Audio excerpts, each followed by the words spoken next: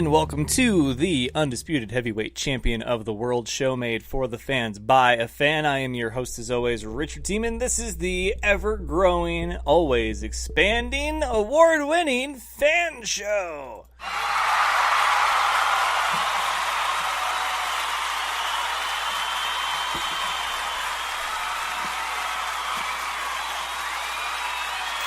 And I'm going to have to start taking an Ace Ventura breath when I do that, if I'm going to keep that up. The title seems like it's always changing. For the better, might I add. Of course, the award-winning, it's always been the show made for the fans by a fan. And because of that, and because of how it's received by the fans, I feel that it's earned the title of the Undisputed Heavyweight Champion of the World show made for the fans by a fan. If there's other shows made for fans by fans, I challenge them to a Falls Count Anywhere match or a last man standing, a 60-minute Iron Man. I don't care what it is. I will take you on and I will make sure that I have properly earned that title. Now, the rest of it, though, the award-winning, that changed this year. That got added because the fan show won the 2018 Spokane Entrepreneurship Award for Best Media. And then the always growing, ever-expanding, we've hit 1,000 likes on Facebook. Thank you, Fan Nation. We've got over 9,000 followers on Twitter. We're almost to 500 follows on Instagram. So everything is growing, right? All the major social media platforms are continuing to see activity and growth. But a big surge in Facebook over this summer, and that's been great. That means because everybody's got a Facebook, right? For those that don't, you probably don't have social media at all. Because I don't know anybody that has Twitter, but not Facebook. I know people that are more active on Twitter than Facebook, but they still have a Facebook. And I don't know anybody that exclusively has Instagram, really. I mean, I'm sure that they do, because Instagram, it just depends on what's your niche, what your flavor is. But anyway, so we announced divisions, and that's the ever-expanding, right? We have the music, we have wrestling, robotics, pop culture, and coming soon, the official launch of the outdoors division. I've already done 2 cross-promotional team-up projects with Brian Klum of Klum Dog Outdoors, and of course Bobby Brown of Bass Battles and All-Star Bass Fishing, and I gotta say both of those were tremendous. I think a really great success. Brian and I went up to Priest Lake. Beautiful this time of year. The bees were unbelievably obnoxious, but it was beautiful up there, and we fished the hell out of that lake, and it was a great time, a nice little camping trip in every sense of the word.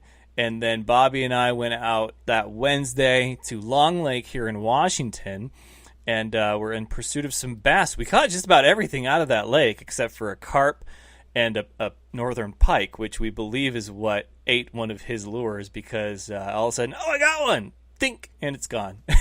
And unless there's like a 10-pound fish, which it could have been, but they do have teeth, and it looked like the line had been chewed through. So he caught a perch, I caught smallmouth, largemouth, he caught smallmouth, largemouth. I think short of a bluegill, we caught just about everything except for a walleye and northern pike, which weren't exactly the fish that we intended on catching anyway. And then we saw plenty of carp, but it was a lot of fun. So huge success so far. Can't wait for you guys to see the content. Brian and I still have to trade some content as far as the videos that we got. Saw the video of the bald eagle swooping in to get the trout that we had thrown back, the Mackinaw that we threw back, and he got it, and it looks amazing. So can't wait for you guys to see that. You can go out in nature a million times and probably only see something like this, let alone catch it on video, a handful of times in your life. So it was a great time. The music division, though, we're working on it. I feel like the music division would have been the first one to get big response, right? Everybody loves music. If you don't love music, you're weird. I mean that in the nicest way, but seriously. So we got to figure out a collaboration. There's the word I was looking for. A collaboration with music. Pop culture, of course, in October, we've got the first ever Lake City Comic-Con. That's Nathan O'Brien's new baby. He does Lilac City Comic-Con. He's done that for over a decade, been very successful. So he's going to venture out, branch off into across the border to Coeur d'Alene in Idaho. A one-day event, not a 2-day or 3-day. He's going to feel it out, see how he likes. I think it's going to be a smashing success. So that's our collaboration. But hopefully we have another opportunity in the world of pop culture coming up. Wrestling, of course, SummerSlam this weekend. We will have sort of a preview tomorrow with my guest, which I'm very excited about. Robotics, what else can I say? Battlebots happening right now. You guys saw the first video of several that I got while I was down there for the taping.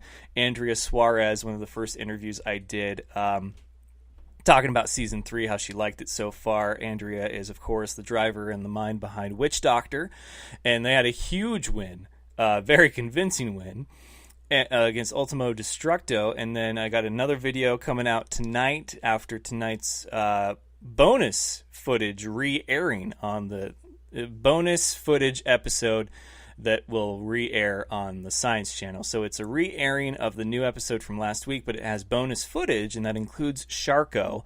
And I was there for that fight, and it's a great one. So I'll put up the video of that probably after this episode once I go off the air.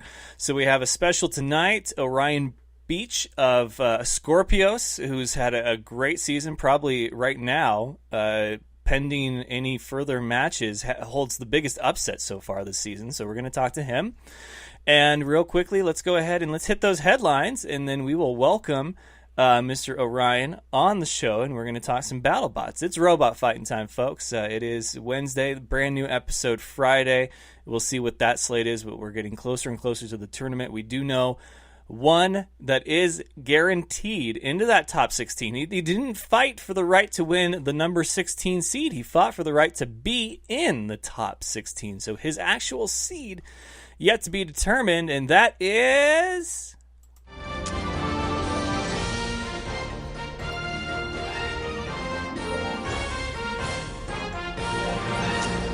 Headlines brought to you by Dynamite Enterprises. Customize your world. Hit up Ethan Harrison. He does amazing work, and I wouldn't say it unless I meant it. He can do everything from shirts, hats, jerseys, hoodies, foam fingers, coasters, probably flasks. He does trophies. He does banners, tablecloths. I'm sure he can do underwear, which we talked about last time. And he said, if I can find a place to get underwear from to print on, I can do it. Embroidery, screen printing, everything like that, Ethan can do at Dynamite Enterprises. So go hit him up. Tell him that the Fan Show sent you, and we'll get that taken care of.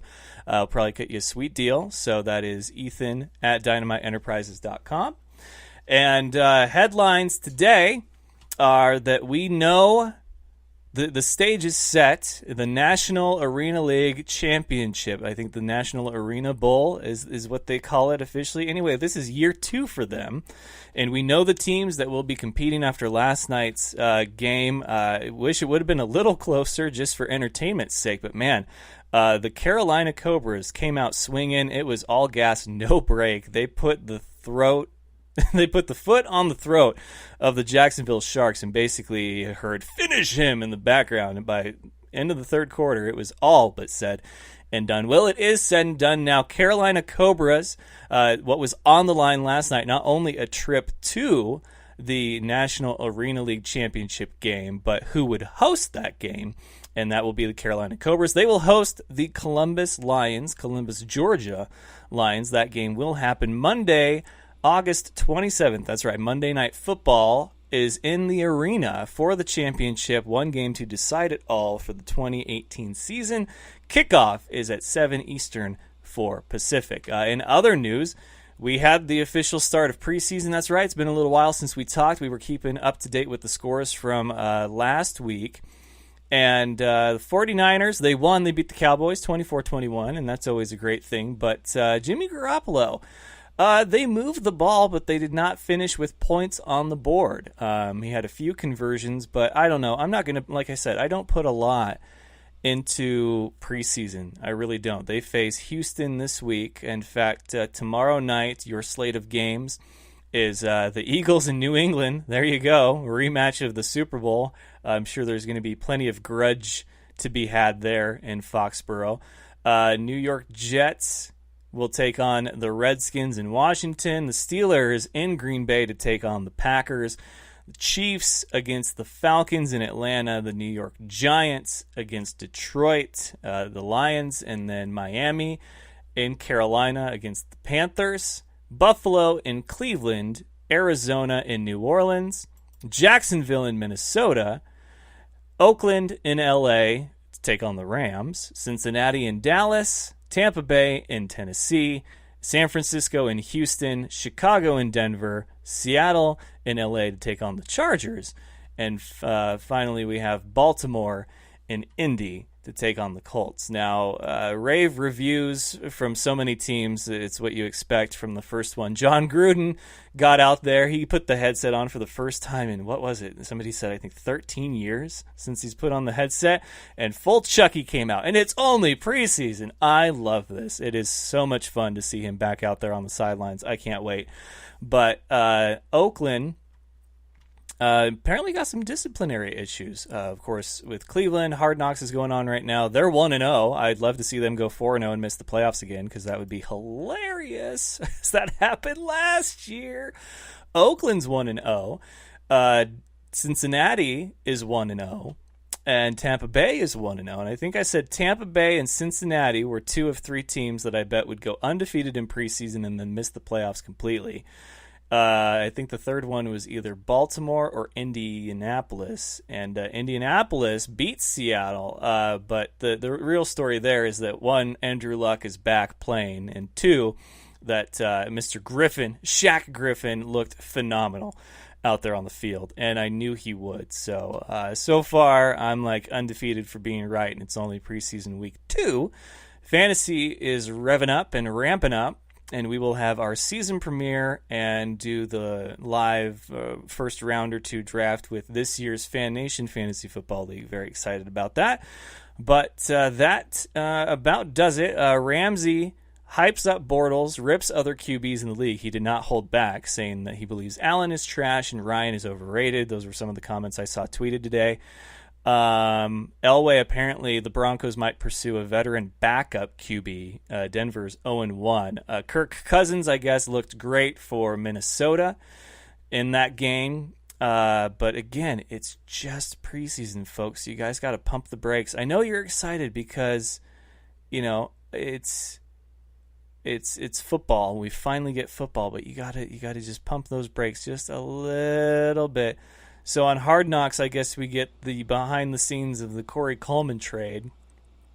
And then Baker Mayfield was mic'd up for his preseason debut.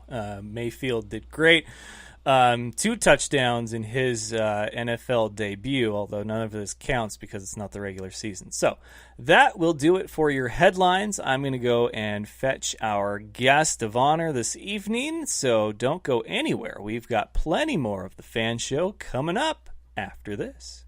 You're listening to The Fan Show, your home for all things football and nonsense. My special guest tonight, Farouk. Farouk, welcome. He's no expert, but here's the thing. Football and nonsense is what he brings. Sports talk with a twist.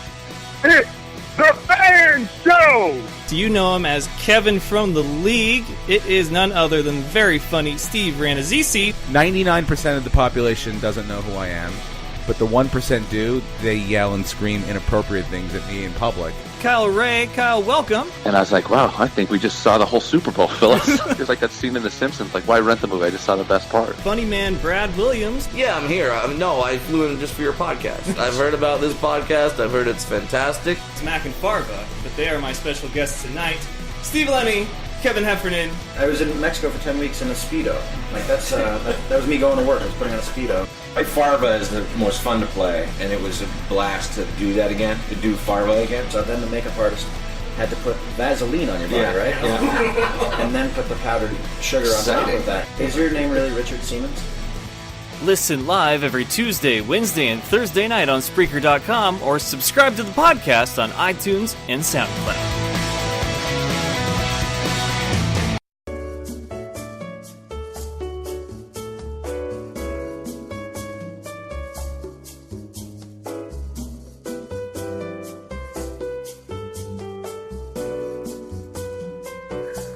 All right, ladies and gentlemen, we are back, and it is Wednesday, which means it is time for our weekly BattleBots discussion, brought to you by our robotics division, a brand new division with the F.A.N show. I've got the man who is probably responsible for the biggest upset so far this season. It is Orion Beach of Skorpios. Welcome to the show, Ryan. How you doing? I'm doing pretty good. How are you? Doing great. I gotta say, I do love Skorpios, and I feel like it's probably sort of an obvious name, but which came first, though? This is the chicken or the egg question. Was it the design, and then, that kind of looks like a scorpion, or, I love scorpions, we're going to design a bot that has sort of the same personality as a scorpion does out in that battle box? So the design came first. It's actually a bigger version of a small bot I made. So I made a 1 pound version. It was a overhead cutter robot, and I really liked it. And it was time to submit designs to BattleBots. So I started working on an overhead cutter type robot, and I knew I had to come up with some theme for it. And just attacking overhead with that kind of motion just made me think of a scorpion. So that kind of just set the whole theme. Yeah, no, it sounds like a perfect way to go. I always, as a former drummer and a musician, and I tried to get into songwriting, I was always like, okay, so do you write like a really catchy hook and a beat and a melody and then lyrics that kind of fit that mood, or do you write the lyrics and try to think of, the music in your head? I know that everybody kind of does things differently. I know there's been builders I've talked to that came up with sort of what they wanted to accomplish with a bot, and the design came later. Have you tried both ways? Like, do you have a preference on how you bot design? Like, have you designed enough where you can say, I like this way better? I have tried a couple different ways. One of the big reasons why I chose this design, for example, to theme up was the rules. So coming out of season 1, the rules were heavily, favoring grappling. You had an extended period of time where if you were actively doing damage to your opponent, you got an extended period of time to do damage, up to 30 seconds, depending on how you interpret the rules. And that's a long time. Like in a 3-minute match, that's forever. And so if you could take the basic concept is if you can take the weapon power of one of those big spinner robots, but then deliver it to a small area of your opponent for 30 seconds, like you can do some serious damage. Like in off-season testing after season 2, we cut through like an inch thick by 6 or 7 inch wide piece of steel off of like a leg press machine in about 32 seconds or so. So there's a lot of bots out there that kind of have similar designs, but when you get down to it, like they're not as identical as you think. Like there's one thing that really stands out that's similar. Like, of course, we see a lot of vertical and horizontal spinners, so really any bot with one of those you could easily compare to another like that, although probably the rest of it, they're very different. Now, for me, Hypershock and Lockjaw is like looking at two bots that are practically like twins. For you, was Sawblaze? Like, I feel like you guys passing each other in the pit would be that Spider-Man meme where the two Spider-Mans are pointing at each other like, hey! A little bit. In person, the robots look really different. So yes. it may not be apparent because, we haven't seen them on TV together. But Sawblaze is much bigger than Skorpios, just size-wise. It's much wider and much longer. It may be hard to kind of get a sense of that, but the reason why Skorpios is smaller is we're running like a bigger, heavier weapon motor. So we're kind of running the old school stuff like Bite Force and Warhawk and a few others use for a weapon motor. So it's a big permanent magnet brush DC motor, gobs of torque, kind of low voltage, but just can power through stuff. And Sawblaze is running kind of a new, really small in comparison, brushless motor, and he's got it mounted up really high on the arm, which is, I think, part of the reason why he has problems wheeling But I think the other issue is he has a lot more weight in his drive. So we have less weight in our drive, and we kind of play this game of like, where do you put the weight for stuff? And we got our center of gravity really low, and we've got thicker armor, and so our center of gravity ends up nice and low and forward, so I don't have that wheeling problem that Sawblaze has. So with bot building and BattleBots, I guess just in general, there's not like an age limit. You know, I've talked to guys that have been around since the Comedy Central days, guys that got their start in the ABC days, and then of course guys that this is their first go round. You know, with something to the degree of BattleBots, which is, you know, kind of like if you compare it to the world of professional wrestling, it's like the WWE, where it's, you know, there's other markets that do it, other sort of companies that do it, but not quite to the well-known household name degree that BattleBots is. So for you, how long have you been competing with robots, and how long have you been with BattleBots? So I started competing in 2004. I started getting into it maybe late 2003. And so at that point, BattleBots had been off the air for a little bit over a year, and there's still kind of quite a bit of hype about it'll be back real soon. And that wasn't the case. So I've been constantly in it, competing maybe up to 8 times in a year since then. Running my own competitions with friends for smaller robots. I really like building the smaller robots for Robo Games and other local events. Recently just went up to Seattle and hung out with the Warhawk folks at one of their events, but they're really super awesome. But then taking those designs up into being a bigger bot to compete in the heavyweight division, it's kind of its own unique challenge.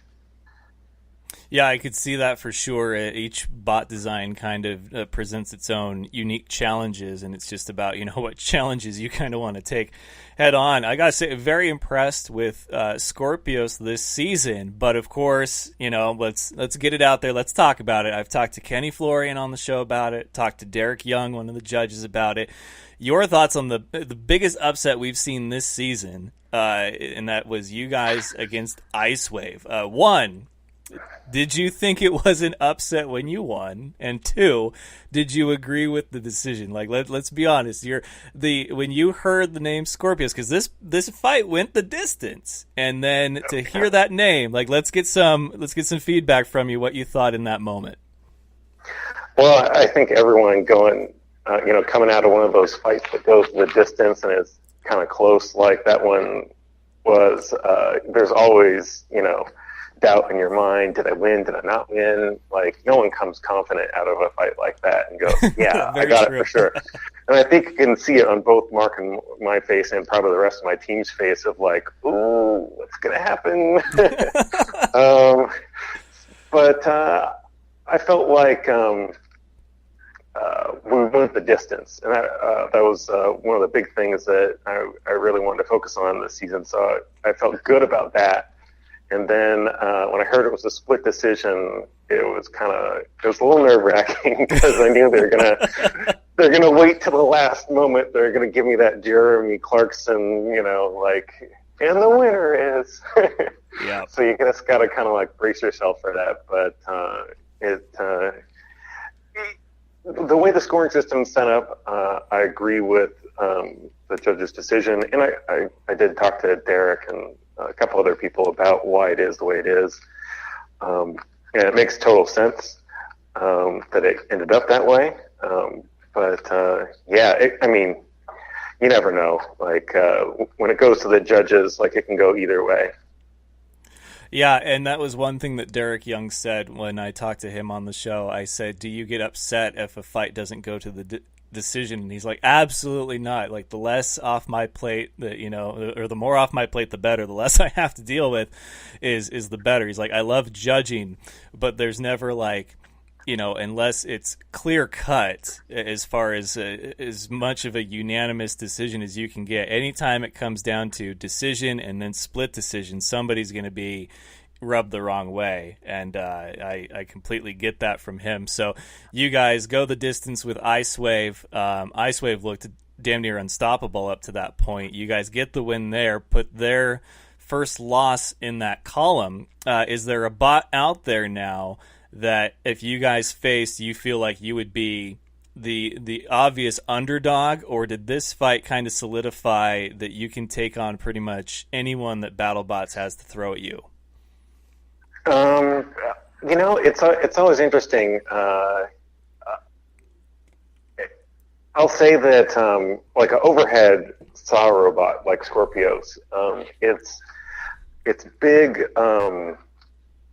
fight that it would have that would be where it would be at a disadvantage is fighting any overhead horizontal cutter, because it has a relatively weak weapon arm, weapon tail sticking up out of the top of the robot. So if one of those blows goes glancing up over the top, it goes right into kind of that arm, and the whole tactic is to keep it up out of the way until you get that moment where you can attack.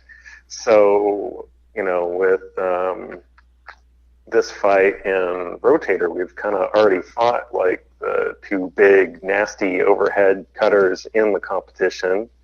Battle Royale with Cheese, near and dear to my heart. It's an awesome, beautiful robot, but weapon reliability-wise, I just don't feel like it's really shown that it's got it just yet. Yeah, fair enough. we talked about that when I had Miles on the show about Battle Royale. Everybody just wants to see that thing get up to full speed and just make one good solid hit. It'd be worth it the whole season. The most anticipation out there. We're waiting for that one hit. New bots just always have problems. Like, one of the reasons why Ray Billings and Tombstone are so effective, it's not because he can spin a big bar, it's because he'll keep spinning for minutes on end, even after some horrendous hits. Like, it's fixing all the little things that break and changing all those little minor things. That's what makes a spinning robot last. Yeah, I could see that. And one question that reminded me of that I have yet to ask anybody, and so you'd be the perfect example. So when you have a bot that has a weapon that either needs to be activated or it needs to get up to speed, so to speak, like a Battle Royale with Cheese, when they show the fights and they say, you hear the robots activate and they like drive out and then back up, or like do like a quick spin, or they move stuff up and down, whatever. Is that the extent of it? Like, can you guys not start up your weapons until the green light? Like, is that a legitimate rule that nothing can happen until that green light lights up? Yes, yeah. There are some notable exceptions to that. So Ice Wave will be sitting there idling. He doesn't start his engine at the beginning of the fight. But obviously, the engine has to get up to speed, and the clutch has to engage, and then the blade can come up to speed. And then another notable exception to that is pneumatic flipper robots. They are in a state where they can deliver damage from the moment the green light goes off, compared to a spinner that has to get up to speed. So that's like one notable advantage for pneumatic robots is if they can manage to close the distance in a second or two, they could deliver a full power hit if they so chose. But you have to have no movement on your external movement on your robot when the green light goes. So for a bot like yours or Sawblaze, you guys can't sit still with your blade up to speed in the square? Yeah, that's correct. Wow. It's got to be off. So both Sawblaze and Skorpios, we run as our primary saws, diamond fire rescue saws.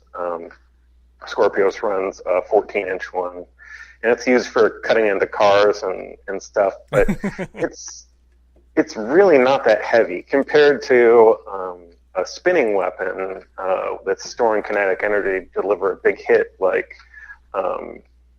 Bite Force or Warhawk or one of those. It's like 3 or 4 pounds of spinning mass compared to 30 or 50 pounds of spinning mass. So the motor has no problem getting it up to speed in less than a second. So it's not something I'm too worried about with Skorpios. Like, as soon as you pull the trigger on the secondary remote, because there's 2 drivers for Skorpios. There's me driving the bot, and then Diana this season was driving the weapon. So she had control over weapon on and off, and she also had control over the tail, the actuation. Okay. And that part alone is so complex for me, the fact that you guys will have like multiple radio controls controlling different aspects of the same bot. Don't need to get into that right now, because a lot of the people, they see that on TV, they understand one guy operates the bot, another guy operates the weapon, so on and so forth. But what I will ask, though, is does that require, I guess, any sort of rehearsal or coordination between the two of you, or are you guys just pretty much barking commands at each other kind of in the moment in the fight? There's a little bit of both. So there's definitely some planning that we have, for every one of our matches, where we do some strategy and talk about what to do. And, basically what I'm trying to do is use my bot's drive and control and those big wedges to manipulate the opponent into a spot where we can use that saw. So that's kind of the whole strategy behind Skorpios. Is it's got that drive power and it's got that armor, and it's sacrificed weight in a spinning weapon kinetic energy wise, but then I can use that drive power to push someone around and get them into just the right spot to hopefully deliver, like, ideally a one-shot kill. Because if we had our 30-second run of pushing someone around the arena and cutting in the right spot, I mean, we could really cut really deep into an opponent.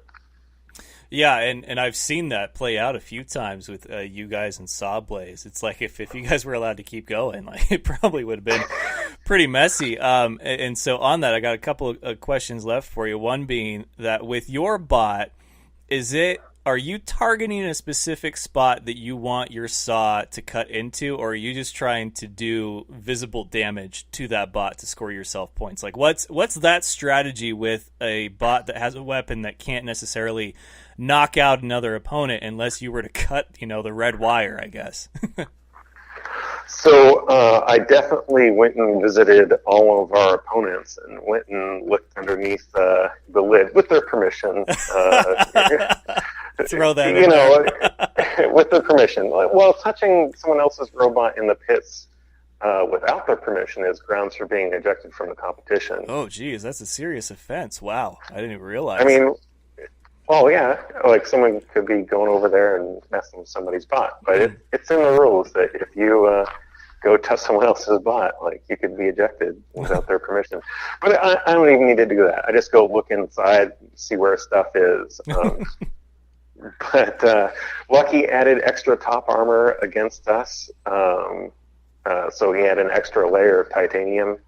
And then Curtis was a really good driver. He was able to move around and not let us keep the saw in one spot for very long. And then ref-wise, I don't really agree with the call that the ref was making, that I was making a pin when Lucky wasn't pinned in the corner.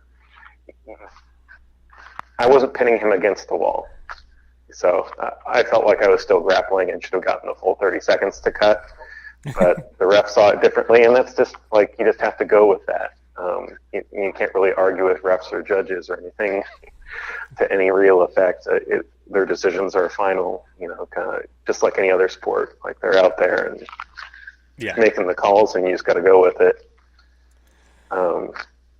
But yeah, Icewave, Mark was actually going to put some more top armor on top of his engine, but he ran out of weight for it after he put the beak on the front of Icewave. I don't know if you saw that. I did, That beak was supposed to be a anti-de-icer, so it was supposed to mess up our hockey sticks that were for pushing on the engine.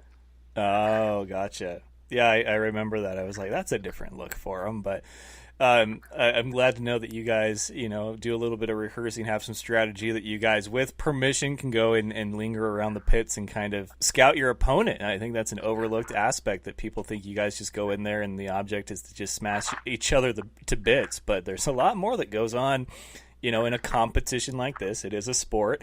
And with that, I know that talking to you guys at this point, even though we're just past the midway point of the season as it airs on TV, you guys already know everything that happens, but, humor me at least. One of the questions I wanted to start asking you guys now that we've reached the midway point is, for someone like you, looking back, looking at watching the episodes now as they air and how you have done, one, do you believe that you are in the tournament at this point in the season? And two, what seed would you give yourself in the tournament? So looking back on the fights that we've had so far, being 2-1, I would say we're kind of on the edge at this point. We've got a couple decent wins, no knockouts, so all judges' decisions, and one loss, obviously.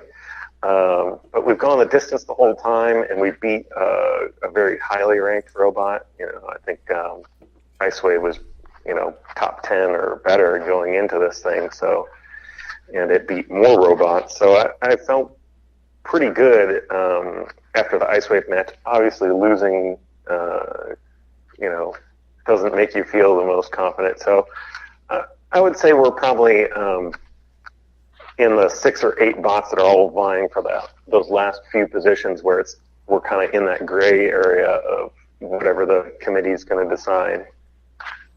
Yeah, I could see that. I would say that your guys, the win over Icewave definitely has to put you at least in the tournament. And I don't know if there's, 15 bots that are better than you. I don't even know if there's like 8 bots that are better than you, but I could definitely see you guys lingering around kind of that midway point, because there are so many heavy hitters that have had very convincing wins against, pretty tough opponents. Obviously, Tombstone right now looks like he's going to be, top 3 seed at the very least, pending some sort of huge upset or another bot making more waves than they have. But that's hard to tell, hard to foresee into what's ahead. But Don Hudson is in the tournament, not as the 16th seed. I mean, he could be, but the Desperado tournament has come and gone, and he is in the 16, his seed yet to be decided. Did you like his, I guess, strategy being, we haven't started off the season very good,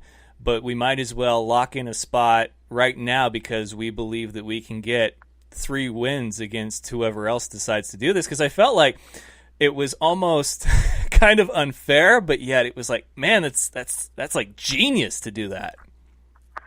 Yeah, I mean, clearly the other people who got into the Desperado tournament were looking for something similar for them, where they might have had a rough start or, been 0-2, and we're just hoping on being reliable and getting a couple wins in. And because even if you don't win the Desperado tournament, wins in the Desperado tournament do affect the your potential seeding in the bracket. That is correct. Yes, that is another point that people need to remember, is that's 3 more wins that Don Hudson now has on his season total.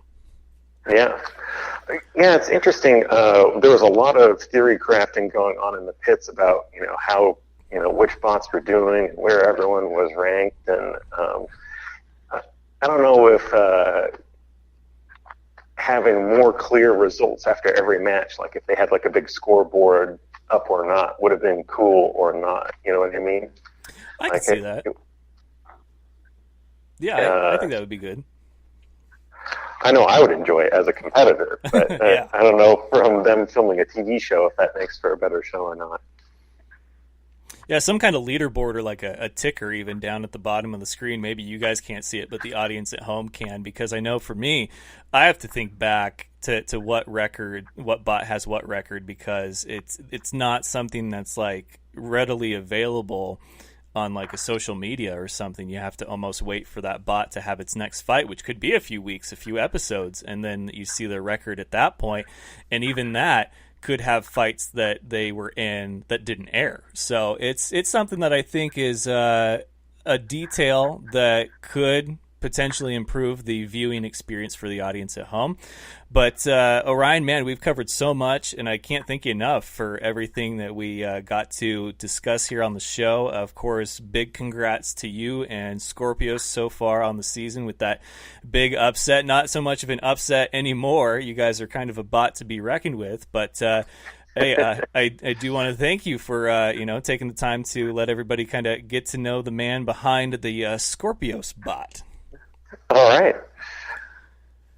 But thank you so much for having me. Yeah, and we'll keep in touch. I always enjoy texting or tweeting or Facebook messaging you guys as the season goes on. I've got plenty of video content from the time I was down there, including some that'll be posted tonight after the re-airing of the last episode with the bonus fight. Ed Robinson, funny guy, crazy guy, but the man behind Sharko, he fights tonight. But hey, best of luck the rest of the season. Hope to see you in the tournament. Definitely deserved so far, even with that one loss. But hey, they're going to be looking at a lot of stuff. I have all the confidence in the world in you guys, so we'll talk again soon. But best of luck, and have a great night.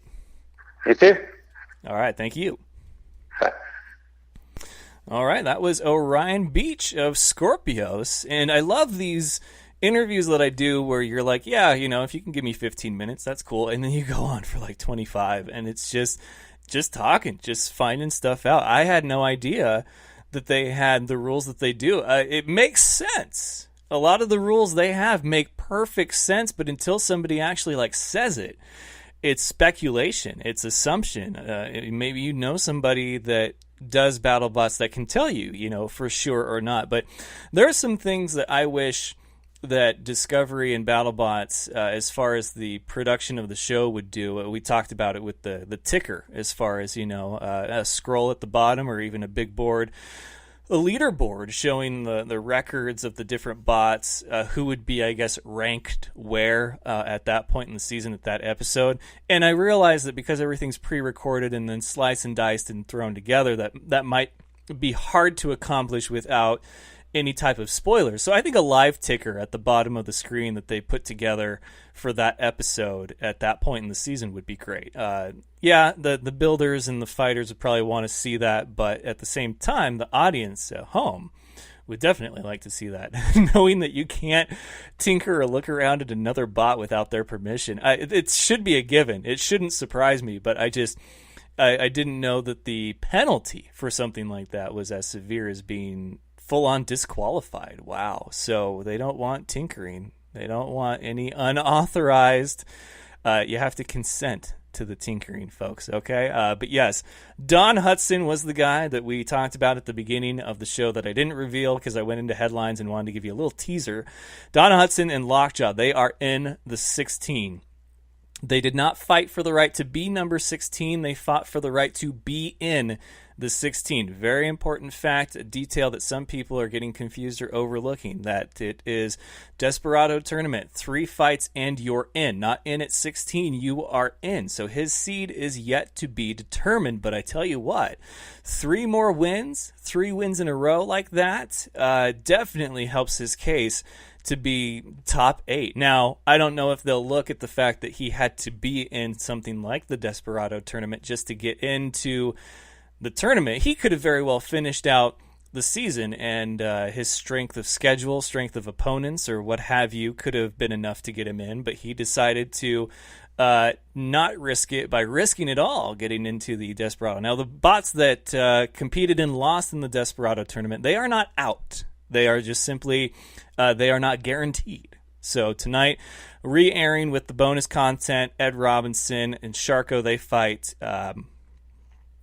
who do they fight? Is it Gemini, I believe, the 2-bot? And I was there for that. That fight is a lot of fun. You won't want to miss it. So I'm going to go and actually watch that episode right now. We've got some more content from my time at the tapings down in LA for you this evening. Tomorrow night, got a brand new episode for you. We will talk about the National Arena League Championship, give you a preview of Week 2 of preseason football as it's happening, and then we were going to talk some SummerSlam. So we've got football, wrestling, and possibly some robotics and maybe pop culture. Who knows? It's still to come this week on the Fan Show.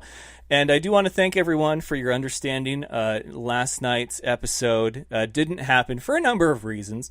It was the National Arena League Championship, but also the birthday of the late, great Carl Sims.